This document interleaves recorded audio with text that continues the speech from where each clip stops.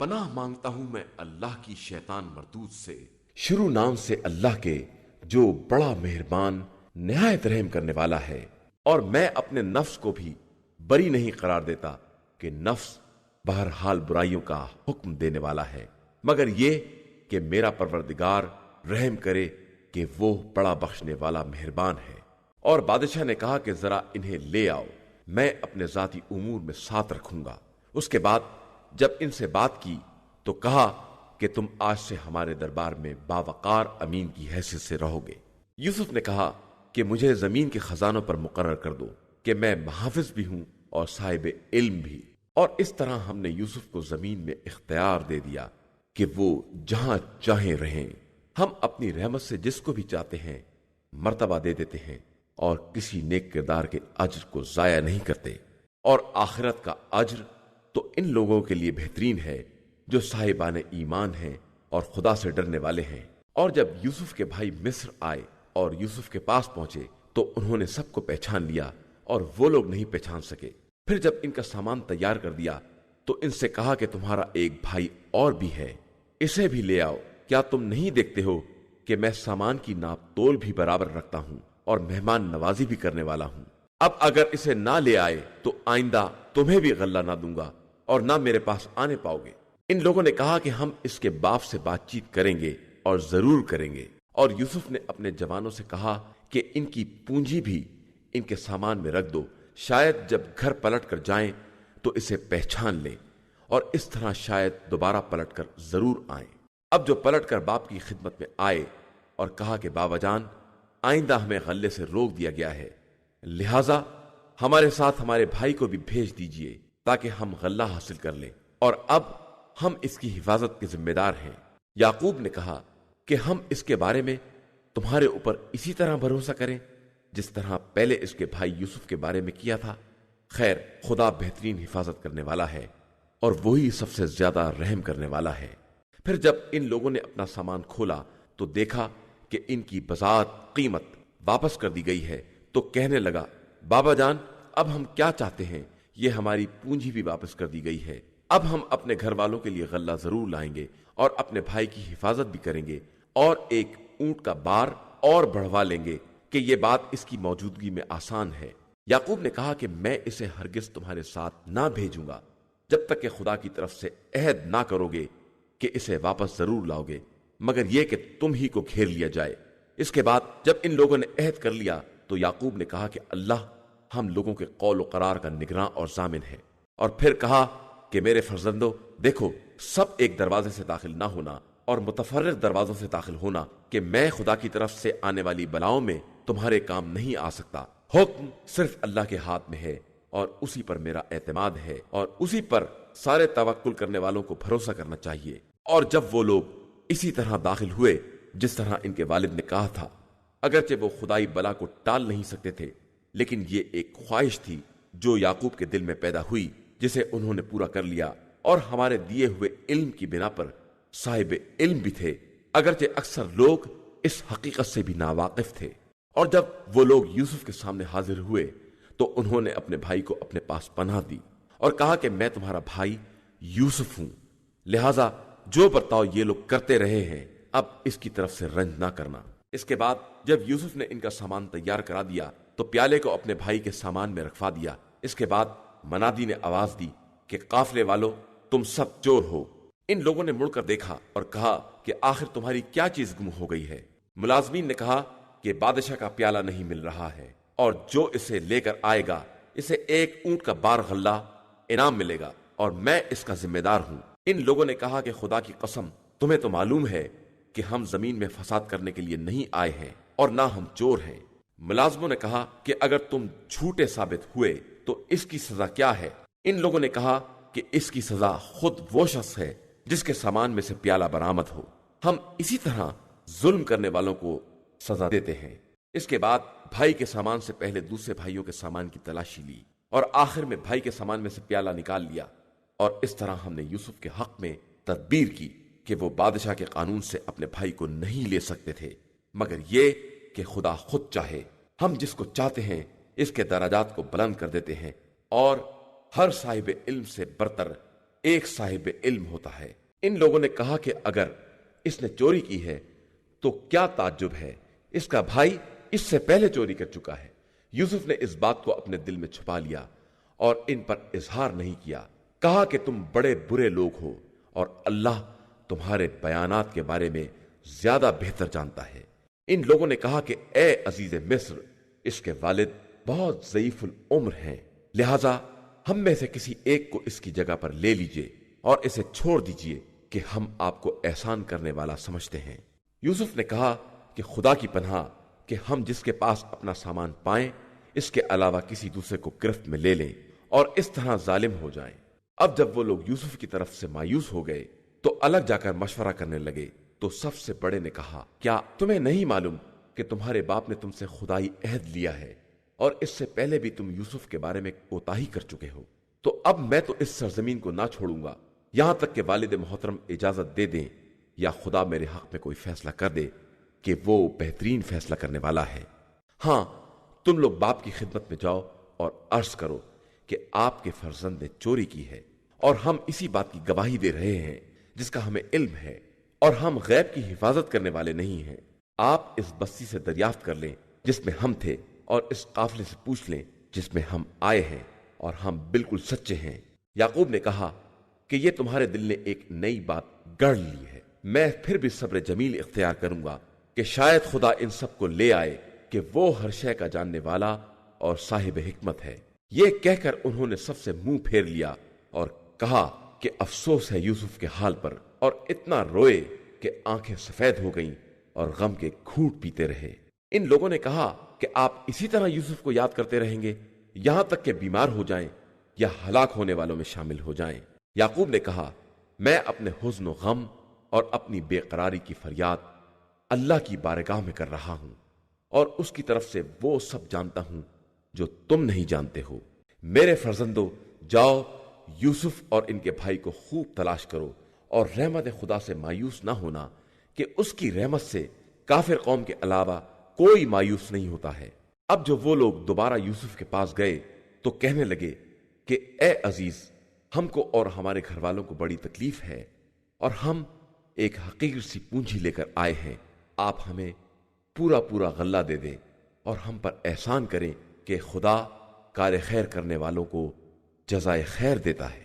اس نے کہا کہ تمہیں معلوم ہے کہ تم نے یوسف اور ان کے بھائی کے ساتھ کیا برتاؤ کیا ہے جبکہ تم بالکل جاہل تھے۔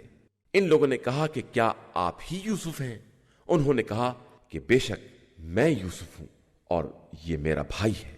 اللہ نے ہمارے اوپر احسان کیا ہے، اور جو کوئی بھی تقوی اور صبر اختیار کرتا ہے اللہ نیک عمل کرنے والوں کے اجر کو ضائع نہیں کرتا ہے۔ ان لوگوں نے کہا کہ خدا کی قسم، خدا نے آپ کو فضیلت اور امتیاز عطا کیا ہے اور ہم سب خطا کار تھے۔ یوسف نے کہا کہ آج تمہارے اوپر کوئی الزام نہیں ہے، خدا تمہیں معاف کر دے گا کہ وہ بڑا رحم کرنے والا ہے۔ جاؤ میری قمیض لے کر جاؤ اور بابا کے چہرے پر ڈال دو، ان کی بصارت پلٹ آئے گی، اور اس مرتبہ اپنے تمام گھر والوں کو ساتھ لے کر آنا۔ اب جو قافلہ مصر سے روانہ ہوا تو ان کے پدر بزرگوار نے کہا کہ میں یوسف کی خوشبو محسوس کر رہا ہوں، اگر تم لوگ مجھے سٹیایا ہوا نہ کہو۔ ان لوگوں نے کہا کہ خدا کی قسم، آپ ابھی تک اپنی پرانی گمراہی میں مبتلا ہیں۔ اس کے بعد جب بشیر نے آ کر قمیص کو یعقوب کے چہرے پر ڈال دیا تو دوبارہ صاحب بصارت ہو گئے، اور انہوں نے کہا کہ میں نے تم سے نہ کہا تھا کہ میں خدا کی طرف سے وہ جانتا ہوں جو تم نہیں جانتے ہو۔ ان لوگوں نے کہا کہ بابا جان، اب آپ ہمارے گناہوں کے لیے استغفار کریں، ہم یقیناً خطا کار تھے۔ انہوں نے کہا کہ میں عنقریب تمہارے حق میں استغفار کروں گا کہ میرا پروردگار بہت بخشنے والا اور مہربان ہے۔ اس کے بعد جب وہ لوگ سب یوسف کے یہاں حاضر ہوئے تو انہوں نے ماں باپ کو اپنے پہلو میں جگہ دی اور کہا کہ آپ لوگ مصر میں انشاءاللہ بڑے اطمینان و سکون کے ساتھ داخل ہوں، اور انہوں نے والدین کو بلند مقام پر تخت پر جگہ دی، اور سب لوگ یوسف کے سامنے سجدے میں گر پڑے۔ یوسف نے کہا کہ بابا، یہ میرے پہلے خواب کی تعبیر ہے جسے میرے پروردگار نے سچ کر دکھایا ہے، اور اس نے میرے ساتھ احسان کیا ہے کہ مجھے قید خانے سے نکال لیا اور آپ لوگوں کو گاؤں سے نکال کر مصر میں لے آیا، جبکہ شیطان میرے اور میرے بھائیوں کے درمیان फसाद पैदा कर चुका था। बेशक मेरा परवरदिगार अपने इरादों की बेहतरीन तदबीर करने वाला और साहिब इल्म और साहिब हिकमत है। परवरदिगार, तूने मुझे मुल्क भी अता किया और ख्वाबों की ताबीर का इल्म भी दिया। तू जमीन और आसमान का पैदा करने वाला है और दुनिया और आखिरत में मेरा वली और सरपरस्त है। मुझे दुनिया से फर्माबरदार उठाना और सालेहीन से मुल्हिक कर देना।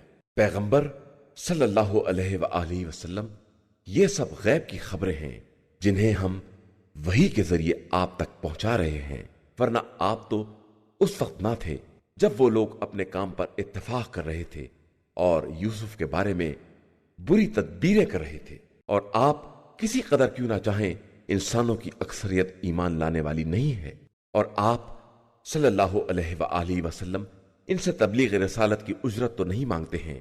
ये कुरान तो आलमीन के लिए एक जिक्र और नसीहत है।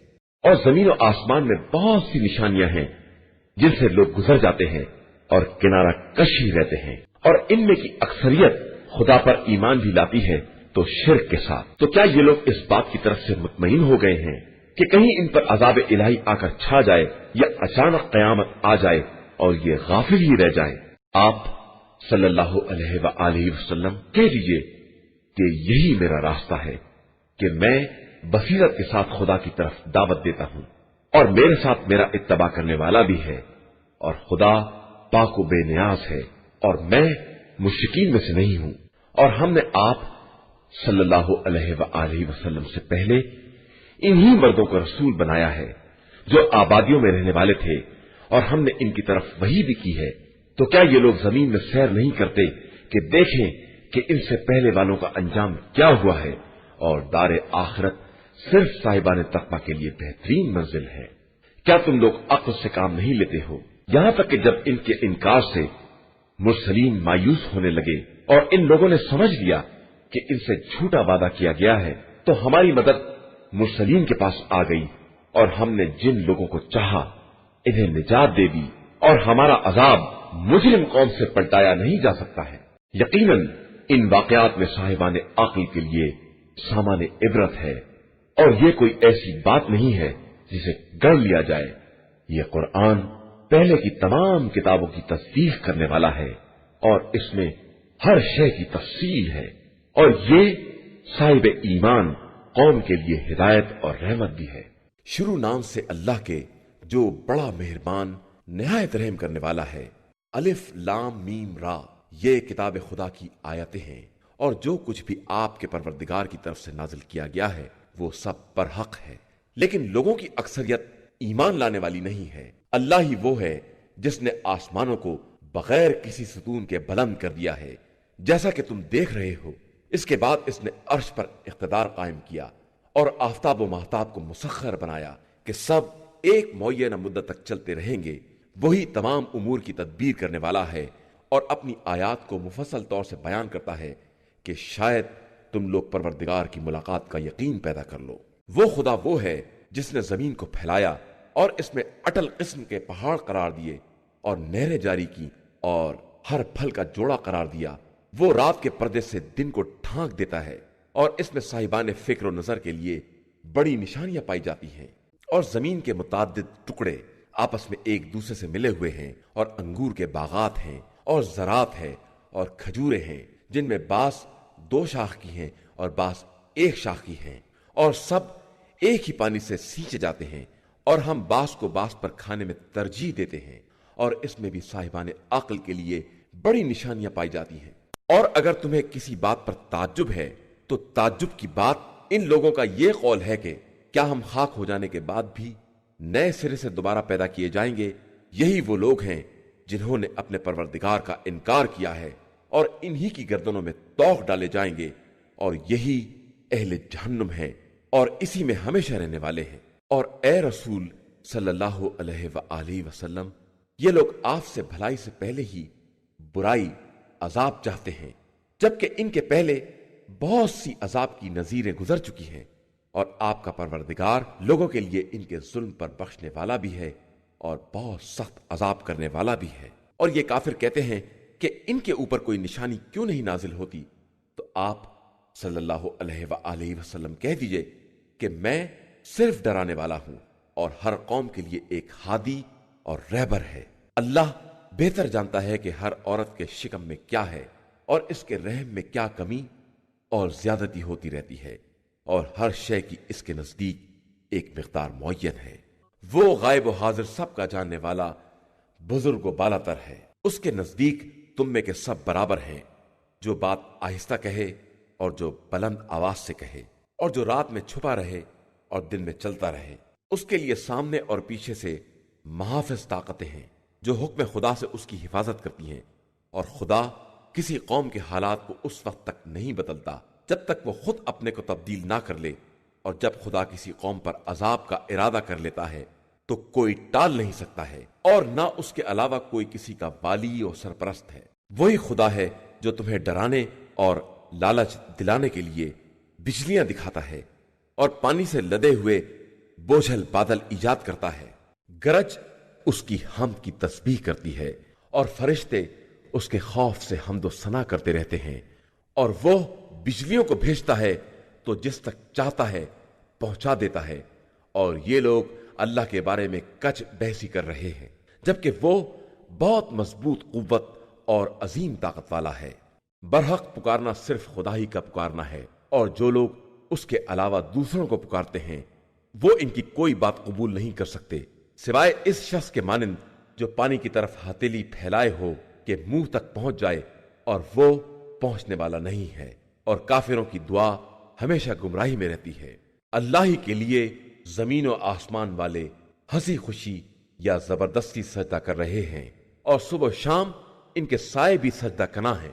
پیغمبر آپ صلی اللہ علیہ وآلہ وسلم کہہ دیجئے کہ بتاؤ کہ زمین و آسمان کا پروردگار کون ہے، اور بتا دیجئے کہ اللہ ہی ہے، اور کہہ دیجئے کہ تم لوگوں نے اس کو چھوڑ کر ایسے سرپرست اختیار کیے ہیں جو خود اپنے نفع و نقصان کے مالک نہیں ہیں، اور کہیے کہ کیا اندھے اور بینا ایک جیسے ہو سکتے ہیں، یا نور و ظلمت برابر ہو سکتے ہیں، یا ان لوگوں نے اللہ کے لیے ایسے شریک بنائے ہیں جنہوں نے اسی کی طرح کی کائنات خلق کی ہے اور ان پر خلقت مشتبہ ہو گئی ہے۔ کہہ دیجئے کہ اللہ ہی ہر شے کا خالق ہے، اور وہی یکتا اور سب پر غالب ہے۔ اس نے آسمان سے پانی برسایا تو وادیوں میں بقدر ظرف بہنے لگا، اور سیلاب میں جوش کھا کر جھاگ آ گیا، اور اس دھات سے بھی جھاگ پیدا ہو گیا جسے آگ پر زیور یا کوئی دوسرا سامان بنانے کے لیے پگھلاتے ہیں۔ اسی طرح پروردگار حق و باطل کی مثال بیان کرتا ہے کہ جھاگ خشک ہو کر فنا ہو جاتا ہے، اور جو لوگوں کو فائدہ پہنچانے والا ہے وہ زمین میں باقی رہ جاتا ہے، اور خدا اسی طرح مثالیں بیان کرتا ہے۔ جو لوگ پروردگار کی بات کو قبول کر لیتے ہیں ان کے لیے نیکی ہے، اور جو اس کی بات کو قبول نہیں کرتے انہیں زمین کے سارے خزانے بھی مل جائیں اور اسی قدر اور بھی مل جائیں تو یہ بطور فدیہ دے دیں گے، لیکن ان کے لیے بدترین حساب ہے، اور ان کا ٹھکانہ جہنم ہے، اور وہ بہت برا ٹھکانہ ہے۔ کیا وہ شخص جو یہ جانتا ہے جو کچھ آپ کے پروردگار کی طرف سے نازل ہوا سب برحق ہے، وہ اس کے جیسا ہو سکتا ہے جو بالکل اندھا ہے؟ ہرگز نہیں۔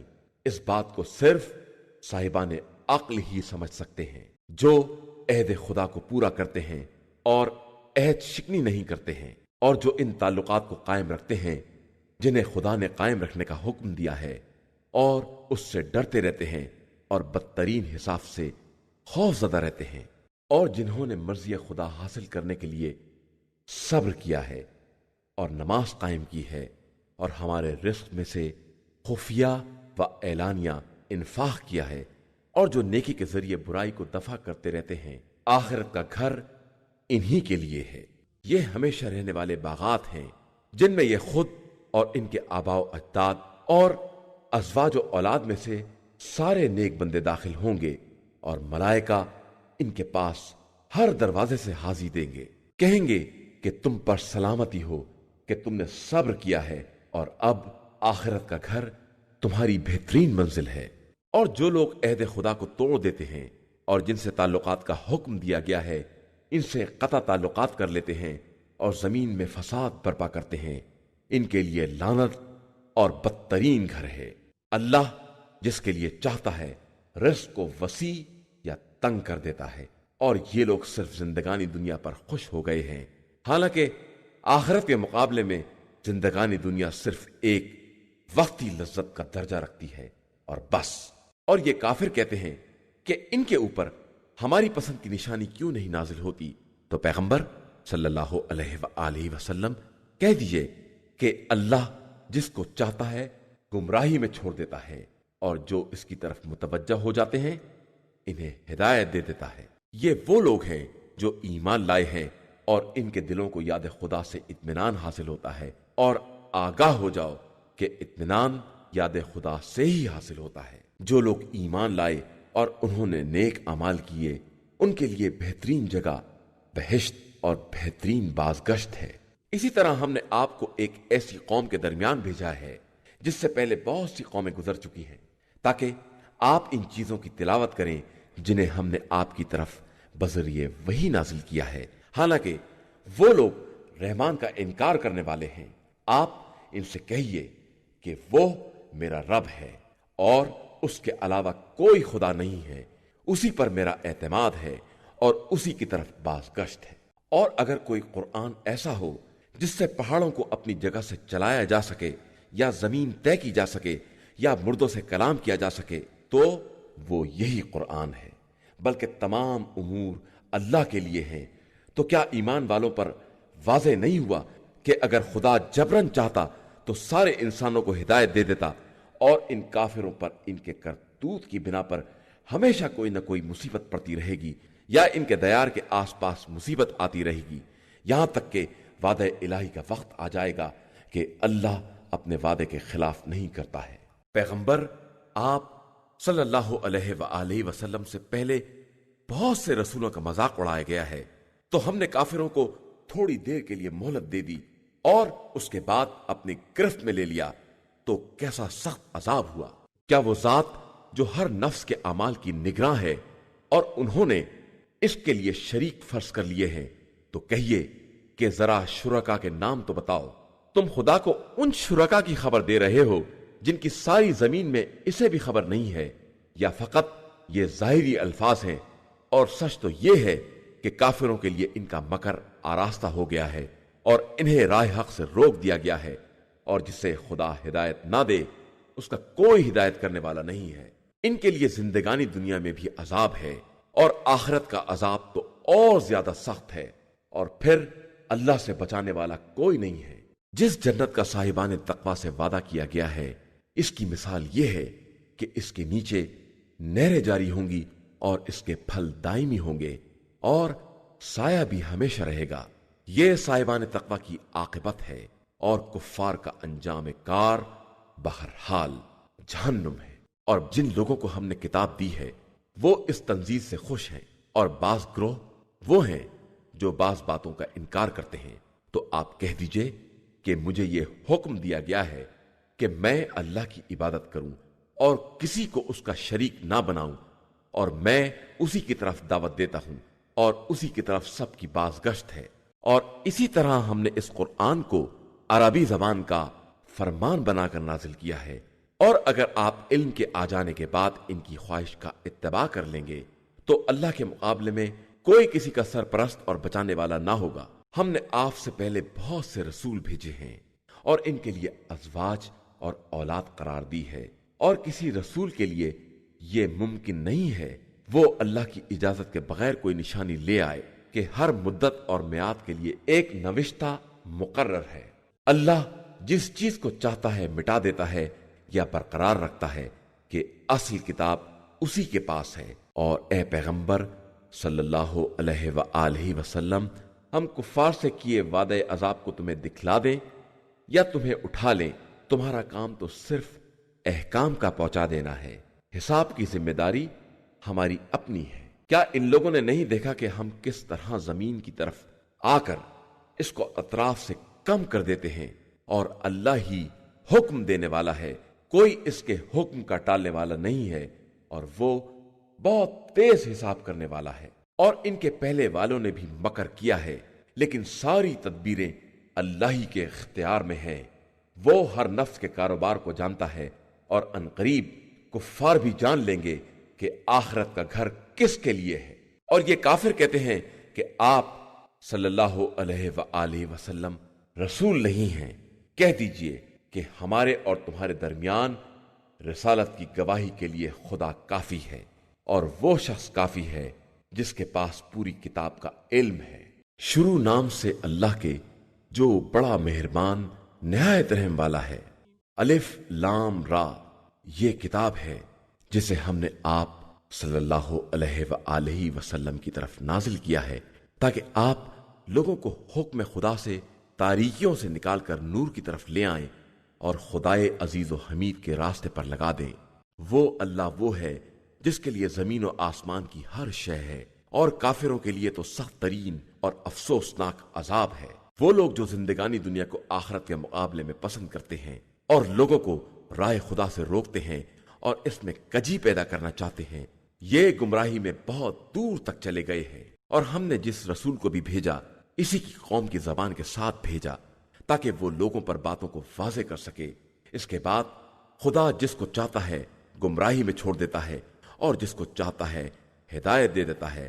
وہ صاحب عزت بھی ہے اور صاحب حکمت بھی۔ اور ہم نے موسیٰ کو اپنی نشانیوں کے ساتھ بھیجا، تاکہ اپنی قوم کو ظلمتوں سے نور کی طرف نکال کر لائیں اور انہیں خدائی دنوں کی یاد دلائیں کہ بے شک اس میں تمام صبر کرنے والے اور شکر کرنے والے کے لیے بہت سی نشانیاں پائی جاتی ہیں۔ اور اس وقت کو یاد کرو جب موسیٰ نے اپنی قوم سے کہا کہ تم لوگ اللہ کی اس نعمت کو یاد کرو، اس نے تمہیں فرعون والوں سے نجات دلائی، جبکہ وہ بدترین عذاب میں مبتلا کر رہے تھے کہ تمہارے لڑکوں کو ذبح کر رہے تھے اور تمہاری لڑکیوں کو کنیزی کے لیے زندہ رکھتے تھے، اور اس میں تمہارے پروردگار کی طرف سے بڑا سخت امتحان تھا۔ اور جب تمہارے پروردگار نے اعلان کیا کہ اگر تم ہمارا شکریہ ادا کرو گے تو ہم نعمتوں میں اضافہ کر دیں گے، اور اگر کفران نعمت کرو گے تو ہمارا عذاب بھی بہت سخت ہے۔ اور موسیٰ نے یہ بھی کہہ دیا کہ اگر تم سب اور روئے زمین کے تمام بسنے والے بھی کافر ہو جائیں تو ہمارا اللہ سب سے بے نیاز ہے اور وہ قابل حمد و ستائش ہے۔ کیا تمہارے پاس اپنے سے پہلے والوں قوم نوح اور قوم عاد و سمود اور جو ان کے بعد گزرے ہیں اور جنہیں خدا کے علاوہ کوئی نہیں جانتا ہے کی خبر نہیں آئی ہے کہ ان کے پاس اللہ کے رسول معجزات لے کر آئے اور انہوں نے ان کے ہاتھوں کو انہی کے منہ کی طرف پلٹا دیا اور صاف کہہ دیا کہ ہم تمہارے لائے ہوئے پیغام کے منکر ہیں اور ہمیں اس بات کے بارے میں واضح شک ہے جس کی طرف تم ہمیں دعوت دے رہے ہو۔ تو رسولوں نے کہا کہ کیا تمہیں اللہ کے بارے میں بھی شک ہے جو زمین و آسمان کا پیدا کرنے والا ہے اور تمہیں اس لیے بلاتا ہے کہ تمہارے گناہوں کو معاف کر دے اور ایک معینہ مدت تک زمین میں چین سے رہنے دے؟ تو ان لوگوں نے جواب دیا کہ تم سب بھی ہمارے ہی جیسے بشر ہو اور چاہتے ہو کہ ہمیں ان چیزوں سے روک دو جن کی ہمارے باپ دادا عبادت کیا کرتے تھے، تو اب کوئی کھلی ہوئی دلیل لے آؤ۔ ان رسولوں نے کہا کہ یقیناً ہم تمہارے ہی جیسے بشر ہیں، لیکن خدا جس بندے پر چاہتا ہے مخصوص احسان بھی کرتا ہے، اور ہمارے اختیار میں یہ بھی نہیں ہے کہ ہم بلا اذن خدا کوئی دلیل یا معاوضہ لے آئیں، اور صاحبان ایمان تو صرف اللہ ہی پر بھروسہ کرتے ہیں، اور ہم کیوں نہ اللہ پر بھروسہ کریں جبکہ اسی نے ہمیں ہمارے راستوں کی ہدایت دی ہے، اور ہم یقیناً تمہاری اذیتوں پر صبر کریں گے، اور بھروسہ کرنے والے تو اللہ ہی پر بھروسہ کرتے ہیں۔ اور کافروں نے اپنے رسولوں سے کہا کہ ہم تم کو اپنی سرزمین سے نکال باہر کر دیں گے یا تم ہمارے مذہب کی طرف پلٹ آؤ گے، تو پروردگار نے ان کی طرف وحی کی کہ خبردار، گھبراؤ نہیں، ہم یقیناً ظالمین کو تباہ و برباد کر دیں گے اور تمہیں ان کے بعد زمین میں آباد کر دیں گے، اور یہ سب ان لوگوں کے لیے ہے جو ہمارے مقام اور مرتبے سے ڈرتے ہیں اور ہمارے عذاب کا خوف رکھتے ہیں۔ اور پیغمبروں نے ہم سے فتح کا مطالبہ کیا ہے، اور ان سے اناج رکھنے والے سرکش افراد ذلیل اور رسوا ہو گئے۔ ان کے پیچھے جہنم ہے اور انہیں پیپ دار پانی پلایا جائے گا جسے گھوٹ گھوٹ پیئیں گے، اور وہ انہیں گوارا نہ ہوگا، اور انہیں موت ہر طرف سے گھیر لے گی، حالانکہ وہ مرنے والے نہیں ہیں، اور ان کے پیچھے بہت سخت عذاب لگا ہوا ہے۔ جن لوگوں نے اپنے پروردگار کا انکار کیا، ان کے اعمال کی مثال اس رات کی ہے جسے اندھڑ کے دن کی تند ہوا اڑا لے جائے کہ وہ اپنے حاصل کیے ہوئے پر بھی کوئی اختیار نہ رکھیں گے، اور یہی بہت دور تک پھیلی ہوئی گمراہی ہے۔ کیا تم نے نہیں دیکھا کہ اللہ نے زمین اور آسمان کو برحق پیدا کیا ہے؟ وہ چاہے تو تم کو فنا کر کے ایک نئی مخلوق کو لا سکتا ہے، اور اللہ کے لیے یہ بات کوئی مشکل نہیں ہے۔ اور قیامت کے دن سب اللہ کے سامنے حاضر ہوں گے تو کمزور لوگ مستکبرین سے کہیں گے کہ ہم تو آپ کے پیروکار تھے، تو کیا آپ عذاب الہی کے مقابلے میں ہمارے کچھ کام آ سکتے ہیں؟ تو وہ جواب دیں گے کہ اگر خدا ہمیں ہدایت دے دیتا تو ہم بھی تمہیں ہدایت دے دیتے۔ اب تو ہمارے لیے سبھی برابر ہے، چاہے فریاد کریں یا صبر کریں، کہ اب کوئی چھٹکارا ملنے والا نہیں ہے۔ اور شیطان تمام امور کا فیصلہ ہو جانے کے بعد کہے گا کہ اللہ نے تم سے بالکل برحق وعدہ کیا تھا، اور میں نے بھی ایک وعدہ کیا تھا، پھر میں نے اپنے وعدے کی مخالفت کی، اور میرا تمہارے اوپر کوئی زور بھی نہیں تھا سوائے اس کے کہ میں نے تمہیں دعوت دی اور تم نے اسے قبول کر لیا۔ تو اب تم میری ملامت نہ کرو بلکہ اپنے نفس کی ملامت کرو کہ نہ میں تمہاری فریاد رسی کر سکتا ہوں، نہ تم میری فریاد کو پہنچ سکتے ہو۔ میں تو پہلے ہی سے اس بات سے بیزار ہوں کہ تم نے مجھے اس کا شریک بنا دیا، اور بے شک ظالمین کے لیے بہت بڑا دردناک عذاب ہے۔ اور صاحبان ایمان و عمل صالح کو ان جنتوں میں داخل کیا جائے گا جن کے نیچے نہریں جاری ہوں گی، وہ ہمیشہ حکم خدا سے وہیں رہیں گے، اور ان کی ملاقات کا تحفہ سلام ہوگا۔ کیا تم نے نہیں دیکھا کہ اللہ نے کس طرح کلمہ طیبہ کی مثال شجرہ طیبہ سے بیان کی ہے، جس کی اصل ثابت ہے اور اس کی شاخ آسمان تک پہنچی ہوئی ہے۔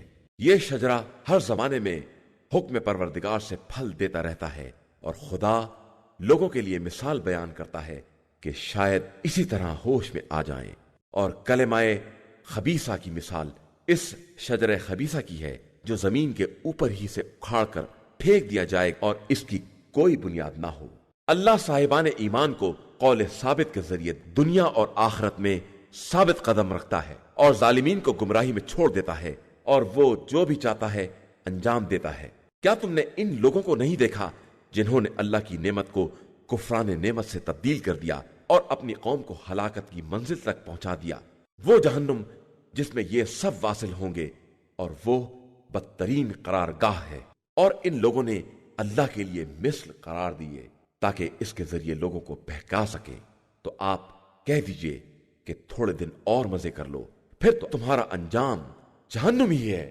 اور آپ میرے ایماندار بندوں سے کہہ دیجئے کہ نماز قائم کریں اور ہمارے رزق میں سے خفیہ اور اعلانیہ ہماری راہ میں انفاق کریں، قبل اس کے کہ وہ دن آ جائے جب نہ تجارت کام آئے گی اور نہ دوستی۔ اللہ ہی وہ ہے جس نے آسمان و زمین کو پیدا کیا ہے، اور آسمان سے پانی برسا کر اس کے ذریعے تمہاری روزی کے لیے پھل پیدا کیے ہیں، اور کشتیوں کو مسخر کر دیا ہے کہ سمندر میں اس کے حکم سے چلیں، اور تمہارے لیے نہروں کو بھی مسخر کر دیا ہے، اور تمہارے لیے حرکت کرنے والے آفتاب و ماہتاب کو بھی مسخر کر دیا ہے، اور تمہارے لیے رات اور دن کو بھی مسخر کر دیا ہے۔ اور جو کچھ تم نے مانگا اس میں سے کچھ نہ کچھ ضرور دیا، اور اگر تم اس کی نعمتوں کو شمار کرنا چاہو گے تو ہرگز شمار نہیں کر سکتے۔ بے شک انسان بڑا ظالم اور انکار کرنے والا ہے۔ اور اس وقت کو یاد کرو جب ابراہیم نے کہا کہ پروردگار اس شہر کو محفوظ بنا دے اور مجھے اور میری اولاد کو بت پرستی سے بچائے رکھنا۔ پروردگار ان بتوں نے بہت سے لوگوں کو گمراہ کر دیا ہے، تو اب جو میرا اتباع کرے گا وہ مجھ سے ہوگا، اور جو معصیت کرے گا اس کے لیے تو بڑا بخشنے والا اور مہربان ہے۔ پروردگار میں نے اپنی ذریت میں سے بعض کو تیرے محترم مکان کے قریب بے آب و گیا وادی میں چھوڑ دیا ہے تاکہ نماز قائم کریں۔ اب تو لوگوں کے دلوں کو ان کی طرف موڑ دے اور انہیں پھلوں کا رزق عطا فرما تاکہ وہ تیرے شکر گزار بندے بن جائیں۔